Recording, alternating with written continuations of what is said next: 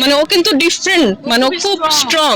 ও উল্টা মানুষজনকে, আমরা ডিপ্রেশনে থাকলে আমাদেরকে বুঝাইতো যে ডিপ্রেশনে থাকার কি আছে, একটাই জীবন, মানে ও করবে এটা, মানে আনবিলিভেবল ছিল। তো আমি যে না, আমি প্রথমে দেখলাম যে ও ঘুমাইলে যেরকম কত সুন্দর, ও ঘুমাইলে যেরকম ওভাবে শুয়ে আছে। তো আমি অনেকক্ষণ ডাকলাম, ইকরা ওঠ, ইকরা ওঠ। আমি ওর পালস দেখলাম, পালস নাই। তখন মানে আই রিয়ালাইজ যে শি ইজ নো মোর।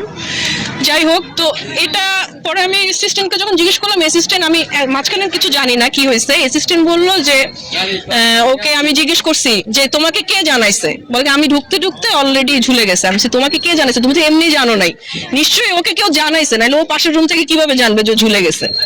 তো বলতেছে আমাকে স্যার ফোন দিয়ে জানাইছে, মানে আলমির কথা বলতেছে। যে আমি বলছি কি জানাইছে, বলে স্যার ফোন দিয়ে আমাকে বলছে যে তোমার ম্যাডাম হচ্ছে পাগলামি করতেছে, তুমি তাড়াতাড়ি ওই রুমে যাও।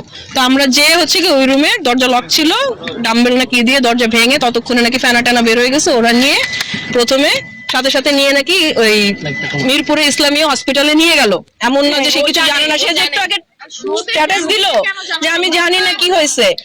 তো এই স্টেটমেন্টটা পুলিশকেও দিয়েছে ওর অ্যাসিস্ট্যান্ট অর্ক, যে স্যার আমাকে জানাইছে, স্যার জানে দেখে জানাইছে। সো যে ও লিখলো আমি জানি না কেন, আমার আসলে আমার কিছু বলার নেই স্ট্যাটাসের উপরে। ইকরা অনেক স্ট্রং একটা মানুষ, আমি ওকে চিনি আজকে অনেক বছর। ও ও ও আমার বেস্ট ফ্রেন্ড, আমরা বেস্ট ফ্রেন্ড। ও ও কখনো এগুলা করার কথা না, ও এরকমই না। ও বরং অনেক ডিপ্রেশনে থাকা মানুষকে ও নিজে কাউন্সিল করে করে করে করে নর্মাল লাইফে আনছে, এরকম অনেক আছে।